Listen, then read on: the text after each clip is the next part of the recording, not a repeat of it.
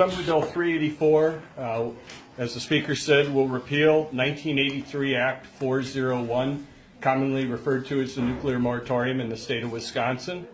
If you look at that moratorium, there was two key points to it. One, that there is a facility with sufficient capacity to receive the spent fuel from all nuclear power plants in the state. As was seen in the testimony in the assembly, 30 years of technology have changed what we need for that. And a lot of the nuclear storage now is going to dry cask storage. Also, it's not waste unless we consider it waste. If you look at the bill, it talks about advanced nuclear.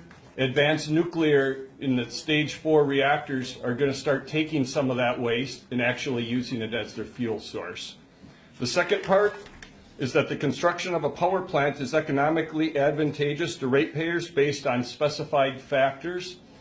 The Public Service Commission has to do that for any power plant, whether it be solar, wind, or any other renewables. In the last part of the bill, it takes state statute 1.12, state energy policy, and it puts advanced nuclear into there. And it places it between combustible renewable sources and non-renewable combustible energy. Therefore, conservation remains number 1 in the state of Wisconsin. Non-combustible renewable sources stay number 2, and combustible renewable sources stay number 3. So it does not displace the RPS. It does not displace renewables or conservation. It just says Wisconsin is open to all energy forms in the future for discussion. Any questions? Can you go back to the ratepayer protection portion for a second? You said utilities have to do that now for any power plant. Correct. If you look at Wisconsin statute, regulation of public utilities 196, and mainly it's in 491. There's a long process. It's a thick binder, but if you were going to put any type of power generation online in the state of Wisconsin, the Public Service Commission has to review that as they would nuclear. And they no longer would have to do that for nuclear under your bill. No, they would have to for nuclear energy. Under this existing.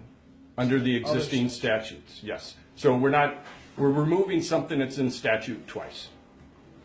Why is now the right time, do you think? I mean, do you think, because I know even in committee, Democrats unanimously voted for this. Do you think everybody's aware that this is a clean energy form that is pretty safe?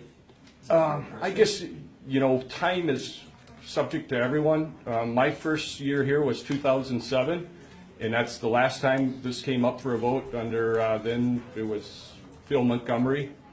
But I've been with nuclear power since 1983 when I graduated high school and joined the Navy. So I've been nuclear power issues since then. But we also have to look at other factors going on. We have the Clean Power Plan that says Wisconsin has to lower its carbon emissions 40%. The Public Service Commission has said that could cost taxpayers in this state anywhere from $3 to $13 billion. And there again, this bill does not say we're going to go to nuclear energy. It doesn't say we're going to build a plant. It says we're going to allow the discussion so that they can have the public hearings, or if someone is interested, we can have an open discussion about Wisconsin's future energy sources. Has anyone expressed an interest at all in building a new reactor in the state? They have not expressed it to myself, no. Okay, any other questions? Okay, thank you very much.